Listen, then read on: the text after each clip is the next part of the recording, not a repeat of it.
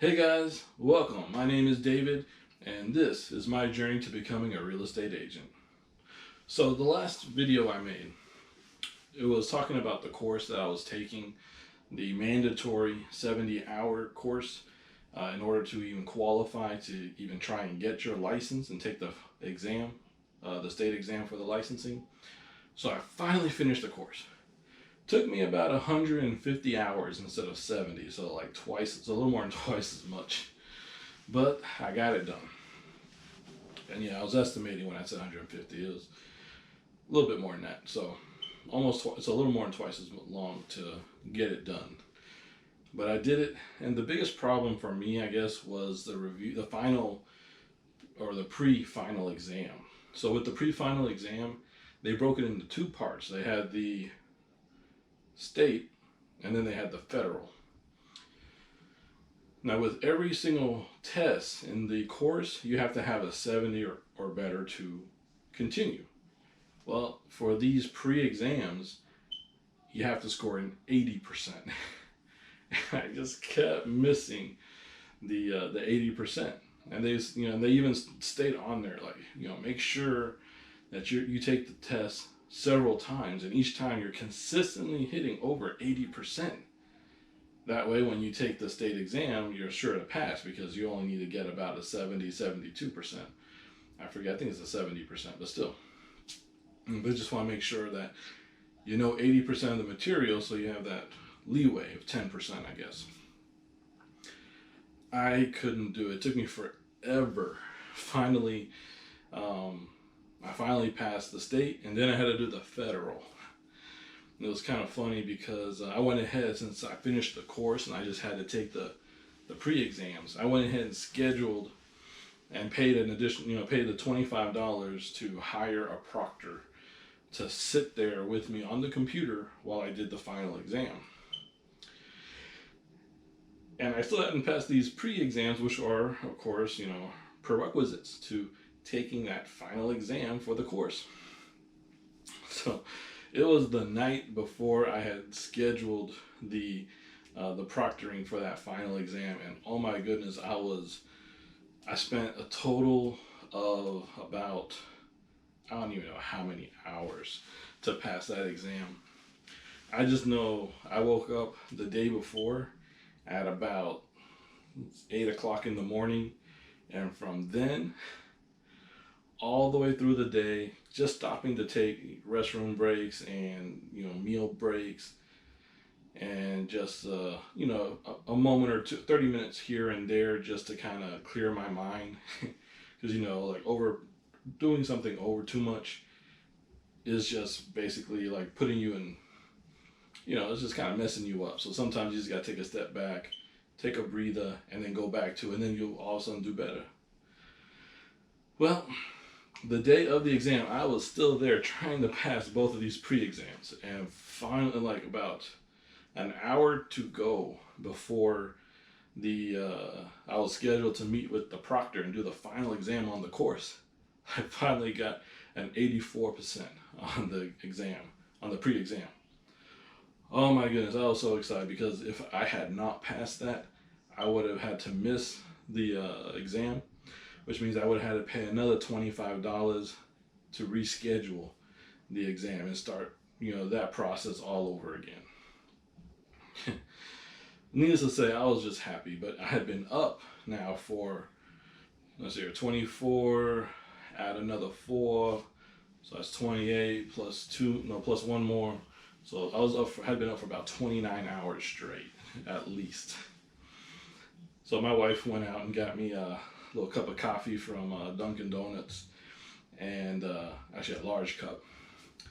And she got it back, and just before it was time for me to actually start the final exam. So I'm dirt tired, and of course, everyone says when you have to do an important exam, make sure you get your 8 hours of sleep. Well, I didn't even get one. So I'm nervous. I don't think I'm going to do well. And so it starts, and I have to download a special web browser. And then, so I would use Google Chrome. I logged in to download that special web browser. And I hooked up with the Proctor through Chrome. And he's like, okay, now, download the other web browser that we're going to give you. And what it's going to do is lock out the rest of your computer. Kind of like a VPN type thing, but, it kind of like just shuts you down. So I was like, okay, so I downloaded it. He's like, all right, go ahead. And, now he can I screen shared with him so he can see what I was doing. He's like, all right, go ahead and close down all your other windows. I did that. Then he was like, all right, cool. Here are the rules. Oh no, I'm sorry. Before that, he said, all right, now. And you should be able to see the computer I have right here. Let me just kind of turn this a little bit. Let's see here. So this is the computer monitor, or the computer I was using. It's a Lenovo computer. I forget what it is, but it's an all-in-one computer. So it can be kind of heavy to lift. And you see how, it's like a 20, 28, 32 inch, somewhere in between their monitor. So it's like, all right, so, make sure you don't have your cell phone. I said, all right, so yeah, cell phone's gone. I threw it out before I threw it out, but took it out of the room, before I even sat down to log in. He's like, all right, now I got to see the room. Okay, so I had to grab the monitor and turn it, and it swiveled only so far. It swivels only so far, and I had to show him every inch of the room, and I had to pan around slowly so he can see. And he's like, okay, so he saw this microphone here, and he's chatting through, through chat, not through speaking through voice. He's like, disconnect disconnect the microphone, and put it somewhere else. So I'm like, okay. Disconnected the microphone, I put it on the other side of the room on a little table on the other side, and he could see it in the through the camera as where I put it. And I was like, is that good? He's like, yeah, that's fine. I was like, all right, now I need to see underneath the desk. So under this desk. Now I was sitting down, so I'm standing up right now. So this desk was lower. So I had to pick up the monitor and put it up under the desk and show that there's nothing down there for me to try and cheat from. Let me tell you, this was kind of crazy to go through. I thought, it was an interesting experience. But yeah, you've been up for 30 hours and now you're taking a monitor, moving it around the room so this guy can see what I got in my office, and finally show him up underneath the table and everything, which actually I have a shelf down here. And, he didn't ask me to like move the shelf or what's in the shelf or anything like that, thank goodness. But yeah. So finally I put it back up there. I was like, everything good? He goes, yeah, it all looks good and everything. All right, now, here's some of the rules. You cannot mouth. You cannot, look like you're speaking words. So if you are when you're reading the questions, do not mouth the words. And I'm like, wait, what? So I told him, like, hey, dude, when I'm concentrating, I mouth the words. I'm dyslexic, so I have to like really focus on what I'm reading. And sometimes I mouth the words. I typed this all to him. He was like, well, don't. And I guess it's because since he had me disconnect the microphone, there's no audio between us, because he's probably looking at multiple people. And if he has multiple people voicing over, I'm sure it could mess up his speakers and he wouldn't be able to understand anything anyways. So I kind of get it. But yeah, so I did the whole test like with my mouth just like just trying not to mouth while I'm reading these things. And I guess it's because he figures I could be reading out loud, have my wife outside Googling it on her phone or laptop or something and telling it back to me or something. I assume that's the reason why. But yeah, so did that, and let's see, it took me about, I'd say about an hour and a half to 2 hours. I had 4 hours allocated, I believe, for doing the test. And when I sat down, I did the first question and caught myself mouthing the words. I'm like, oh. And so I read it and I said, oh crap. I don't remember going over that in the course. So I kind of like, well, that's definitely not the answer. that's definitely not the answer, because I was between these two and I kind of took a guess and then just went from there. Things started coming back to me. He also said I couldn't eat, but I could drink. So I had my coffee cup there, but I really didn't drink much during the exam. I was so focused on it, I totally forgot I had the coffee there. So I only took a few sips like during setup, and then after that, I didn't touch it. And so all of a sudden, I'm just there, click next, read the question, do the answer, click next, so on and so on. You had a calculator. I had to show him my calculator. You had to make sure it wasn't a graphing calculator. It had to be like a simple, actually I got it right here.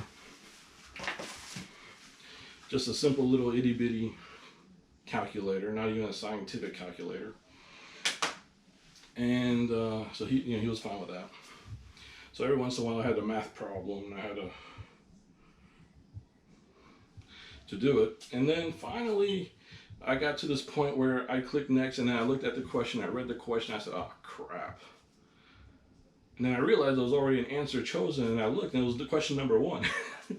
So I was like, oh, whew, thank goodness. So I kind of flipped through a few of them just to, review, like go to the ones that I really wasn't sure about and just totally guessed on. But they say, generally speaking, when you guess for some reason on these exams, usually your first guess is correct. I changed a couple of them, and then I remembered, like, oh, you know what? They say don't do that. So I just went ahead, submitted the exam, and then the chat popped back up, and dude was like, congratulations. And I'm like, congratulations? Like, yeah, you passed. I'm like, awesome. So he started typing, what my next steps were. I have to wait for an email. Once I get this email with certain information, I can contact the PSI people to actually set up the state licensing exam. And then I would have to choose the location, the time, and everything, and go on from there. So that's the point I'm waiting at right now. Waiting on the email to come so I can go on and get my license. So really excited that I passed that test, especially after being awake for 30 plus hours by the end of the exam. And I gotta be honest, I was so happy. I didn't even sleep till probably about 8-9 o'clock that night. I didn't fall asleep till then. So yeah, pretty excited, ready to go on and complete and become a real estate agent over here in the state of Georgia. So really excited. If you guys have any questions, please drop them down in the little comment section down there, or comment. If you like this video, click the thumbs up. I'd rather you not click the thumbs down, but if you didn't like this video, I guess that's your prerogative. And if you want to watch more of my videos as I put them out during my journey to becoming a real estate agent, hit the subscribe button and of course the notification bell. You know how it goes here on YouTube. So yeah, thanks for watching, and look forward to seeing you in my next video. Have a good one.